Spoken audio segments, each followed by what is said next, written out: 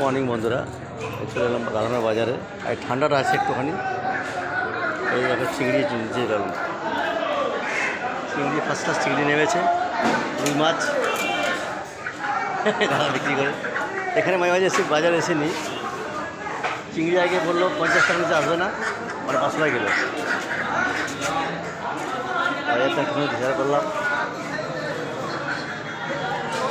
বুঝলেন ভালো তো?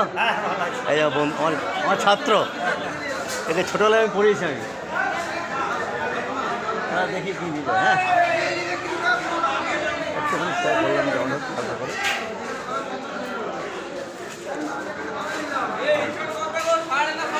দেখি কি নেওয়া যায়। ভাগনা পেলাম, চিংড়ি পেয়েছি। এই ভাগনা আমার যাবি না, গাজন দেখতে যাবি যাতে যাবি, চলে যাবি।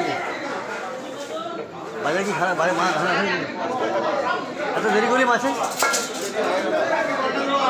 যাই হোক, বাইরে চলে এলাম একটুখানি।